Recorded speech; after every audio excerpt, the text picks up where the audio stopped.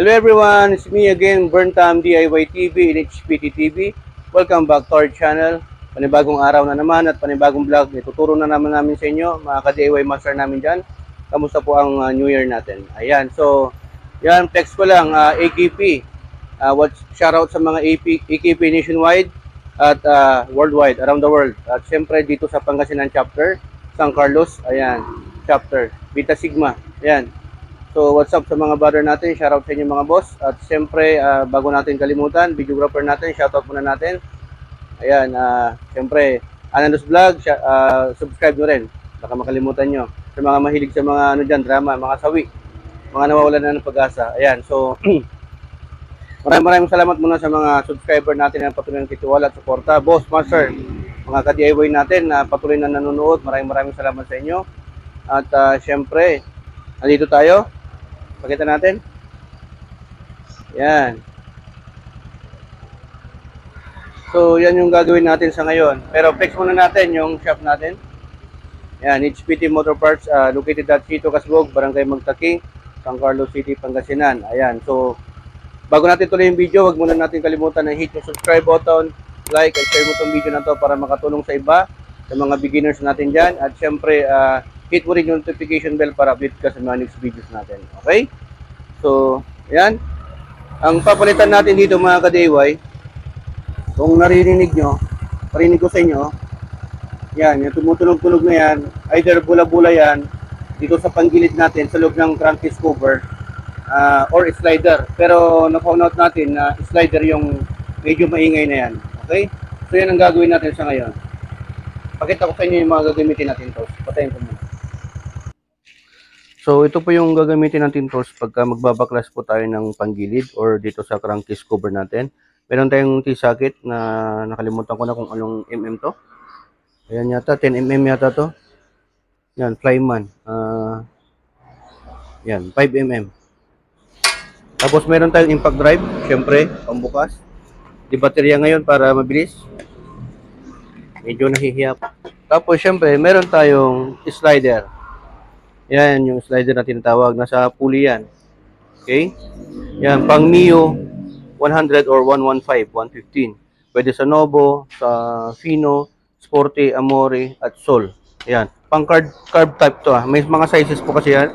So, yung nabili ko ay Sun Racing. Ayan, made in Taiwan. Japan technology po yan. Maganda. JBT, MTRT, mga gano'n. Tapos, syempre, yaman lang din. Nabubuksan natin yung CBT natin.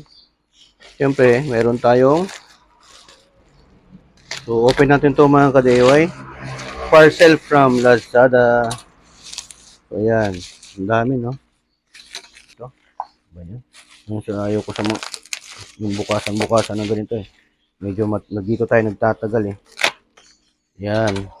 So, any brand kando naman. Pero, ang choice natin ay ito. Ayan, no? Diba? Pogi. Sabi niya, Kobe dahil sa pogi. So yan, meron po tayong yan, throttle body cleaner sa mga FI engine natin dyan, yung mga naka-fuel injector na or fuel injected na motorcycle. Pwede dyan, no? Sa manifold, mga yan, throttle body. Pwede rin sa CBT. Yan yung sinasabi ko po mga ka-DIY. Tapos syempre meron tayong carburetor cleaner.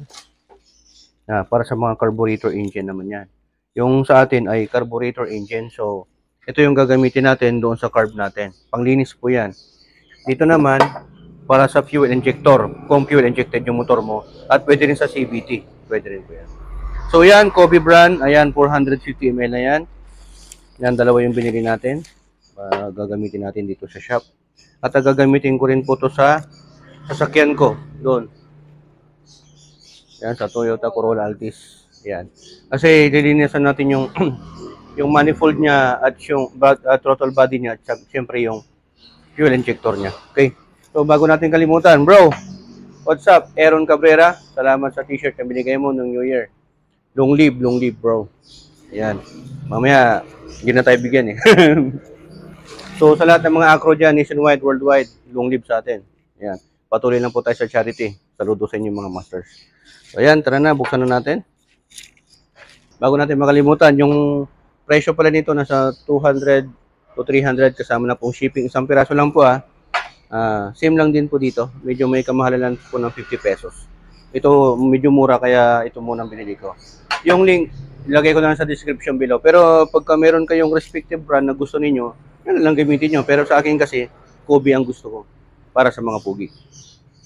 Yan, pero disclaimer lang po, hindi po tayo sponsored ng brand na to. Okay? So tara na. So ayan mga ka-DIY master, dito po tayo sa ano natin, Yamaha Mio Sol or Mio 4. Ayan. So tatanggalin na natin. Ito. Pinalitan na namin ng Allen type bolt to, mga ka-DIY. Siguro mga nasa more than 10 or almost 15 pieces to. Ayan, babaklasin po natin yan.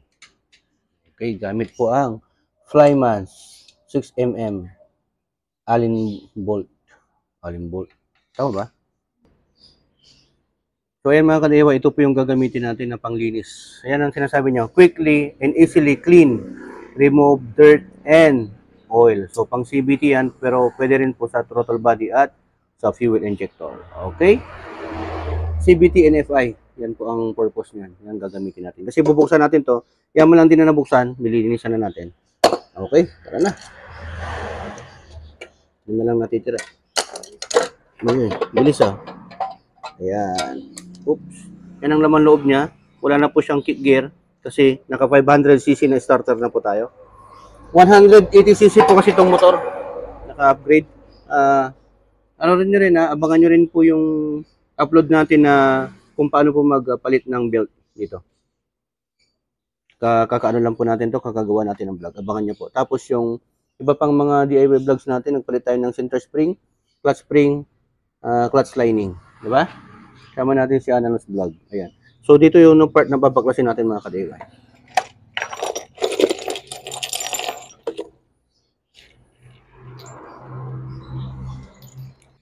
So, ayan. Gamit natin impact wrench. Baklasin na po natin. Ayan.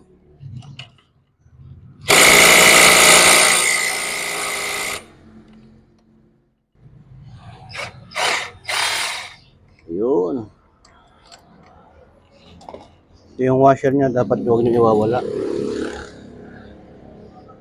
Yun. Yan. Tapos, meron din tayong nakalagay na magic washer. Ayun. Dito yan, sa dulo. Para hindi tayo magkapalit-palit. Diba? Tapos, tatanggalin natin yung belt. Ayun. Tapos, ito. Bubuksan natin. Yan mga ka-DIY pag nagbabaklas kayo ito, para hindi sumabog yung laman o magkahiwalay, dito kunin nyo sa likod. Ayun, ito. Sinasabi ko. Tapos ito, balik mo na lang. Doon. Yan. Tapos pag ito itataob nyo, huwag nyo bibitawan. Ganyan nyo. Ito yung papalitan natin. Slider. Yan. Ito mga ka-DIY. Yan yung slider na papalitan natin. Ito yung mga bola-bola. So yung bola-bola ko, ito ano to? Broken size, tatlong secret na lang. No? Tapos ito naka-Jisoo ako na pulley. Tapos drive fish ko, Jisoo rin yata to. Yan. Naka-angle na to mga ka-DIY. So ang pagpapalit nito, yan. Tanggalin mo lang yan. O siyempre ilagay na natin para mas mabilisan. Marunong dyan ang mga master natin, siyempre alam na nila to. Diba? Ganyan lang po.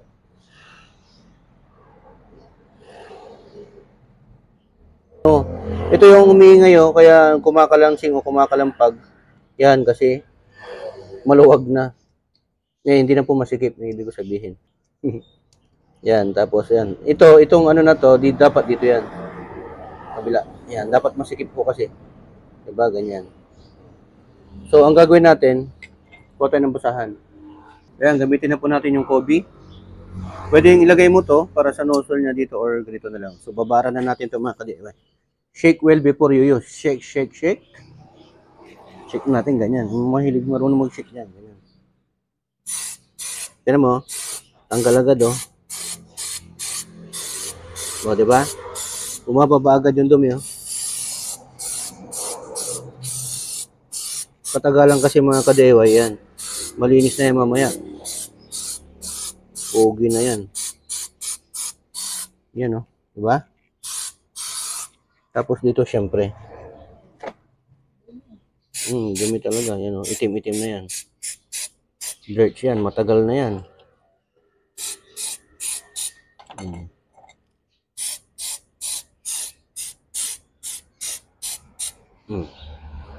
Diba? Tapos, syempre, patutuyuin natin. Pupunasan natin.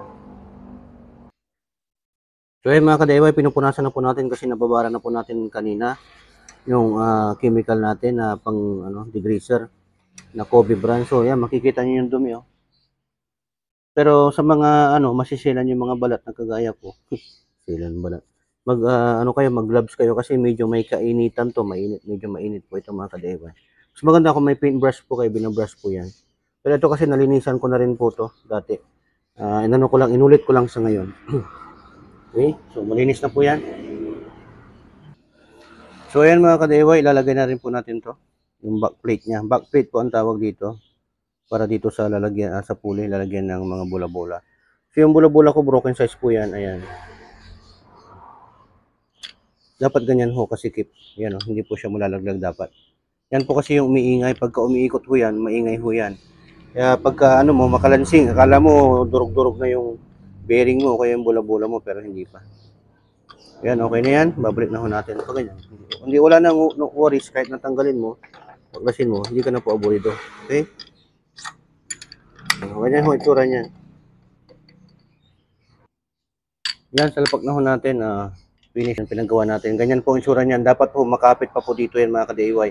At pagka ginanyan mo, hindi po dapat malalaglag yan.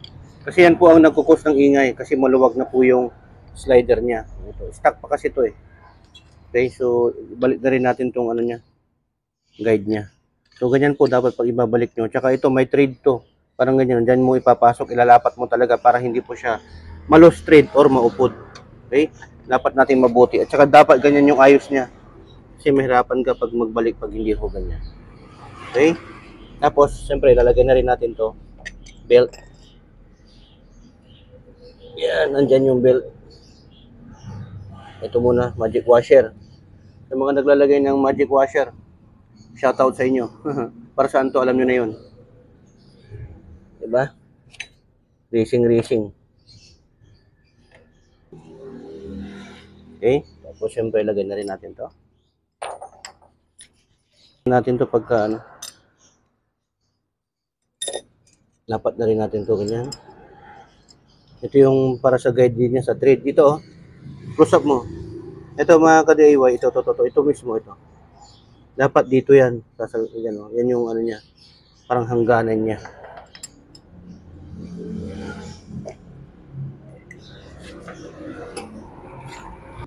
Ayan mga ka-DIY, disclaimer lang po sa inyo para baka mamaya mali yung magawa ninyo. Pagka siguraduhin nyo po na ito mismong itim na to, ilalapat ko dito. Ito totong parang may dito, boundary. Kasi pagka mali yung nyo, paglagay nyo, kasi may guide po yan, may thread po yan, parang thread. Iikot po ito, masisira po itong niya, mismong itong Hindi ko mabang kinakalimutan. Parang ganyan ho dapat. Tapos hindi ho dapat gumagalaw yan. Tapos make sure din ho na ito din mismo, din dito papasok. Parang, ganyan ho, lalapan din ho siya, dapat gagalaw. Kasi kung ganyan-ganyan yan, wala, mauupod ho lang ho ito. Pagka umiikot yan, maupod na masisira ho lahat ng panggilid nyo dito na part. So, mahal ho yan kasi magbabaklas ko, magbibiyik ho kayo ng makina. Diba? So, yan po. Ito ang ginawa ko, pinaano ko ng ganito para lumapat ho siya. Dapat ilapat nyo ho ito. Disclaim ko lang po ha. Ingat po kayo sa pagdi-DIY dahil sa pagdi-DIY po, dalawa lang ang meaning ng DIY. Do it yourself at destroy it yourself. Disclaim ko lang po, do it at your own risk. Tinuturo ko to dahil dito sa HPT, sharing is caring. Ayun, so tara na. Gawin na natin. Ayun, okay. Tapos lalagay na natin to.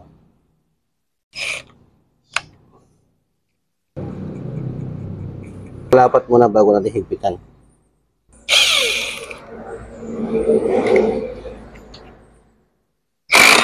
Yun, lumapat na ho siya. Tagilid ho siya kanina eh. Check natin uli. Ayun. So, para makita nyo ho, nilagyan ko ho ng ano, para umangat, para mas makita nyo po yung tinuturo natin sa inyo.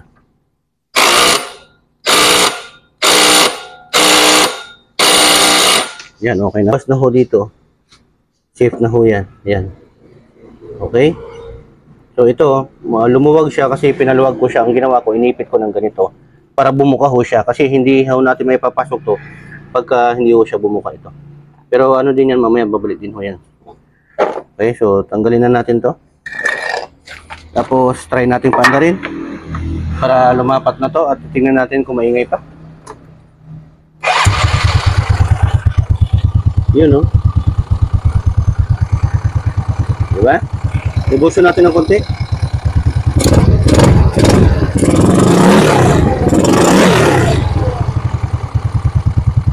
Okay. So yan, okay na ho. Umano na ho yung belt. Umangat na po mga kadeway. Kakabit na lang ho natin itong crankcase. Tapos iti-testing natin, i-road test natin para makita natin, ma-check talaga natin kung wala na ho yung ingay. Okay? So, abang. Yan, testing muna natin dito sa kalsada para ma-check natin kung okay.